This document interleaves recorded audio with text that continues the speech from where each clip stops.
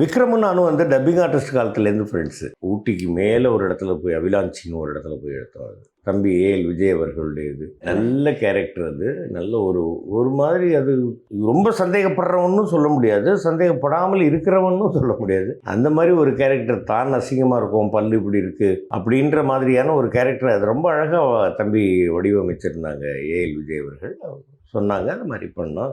அது ஒரு நல்ல பேர் கிடையாது சார். அவர் டைரக்டர் சொல்றாரு அது மாதிரி பண்றங்கிற ஒரு விஷயமும் இல்லாம அதை தாண்டி நீங்களும் சில இடத்துல சொல்ல இந்த மாதிரி பண்ணவா, அது கண்டிப்பாக பண்ணணுமா? அது இல்லாம எப்படி? அது அதான அப்புறம் நம்முடைய செல்ஃப் இன்ட்ரெஸ்ட்னு ஒன்று இருக்கு இல்லையா, நம்முடைய பங்களிப்புன்னு ஒன்று இருக்கு இல்லையா, அதெல்லாம் பண்ணித்தான் ஆகணும். இப்படி வச்சுக்கலாமான்னு இல்லை, அது வேண்டாமா, அது அந்த சீனுக்கு இது சரியாக வராது, இப்படி கேரக்டர் அது அப்படின்னு சொல்லிட்டாங்கன்னாலும் அதுலேயே நம்ம வந்து ட்ராவல் பண்ணலாம். நம்ம பண்ணும்பொழுது இப்படி பண்ணலாமா, நல்லா இருக்குண்ணா வச்சுக்கண்ணே அப்படி அண்ணன் என்ன கூப்பிடுவாங்க, என்ன நான் தம்பி என்ன கூப்பிடுவேன். அவங்க சொல்லிட்டாங்கன்னாக்கா அப்போ கரெக்டாக இருக்கும்.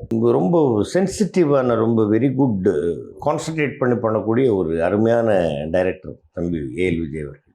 அதுல அந்த இந்த ஒரு படத்துல ரொம்ப வேரியேஷன்ஸான சீன்ஸ் இருக்கு சார். காமெடியா பண்ற சீனா இருந்தாலும் சீரியஸா பண்ற சீனா இருந்தாலும் இருக்கு. அந்த செட்ல நடந்த ஒரு ஏதாச்சும் ஒரு இன்சிடென்ட் நமக்காக ஷேர் பண்ண முடியுமா? ஏதாச்சும் ஒரு சீன் பண்ணும்போது இருக்கிற ஒரு இதுல பேசிக்கிட்டே வரும்போது நீ வந்து இந்த மாதிரி இருக்கிற, நீ பல்லெல்லாம் வேற ஒழுங்கா இருக்கு அப்படின்னு ஒரு டைலாக சொன்னோன்னா அவரே ரசிச்சார். ஆமாண்ணா கரெக்ட் நான் சொல்லுங்கண்ணா அது அப்படின்னாரு. விக்ரமும் நானும் வந்து டப்பிங் ஆர்டிஸ்ட் காலத்துலேருந்து ஃப்ரெண்ட்ஸு. அதனால நாங்கள் அப்படியே ஜாலியாக பேசிக்கிட்டு அது கிளைமேட் என்ஜாய் பண்ணிக்கிட்டு அப்படி இருந்தோம்.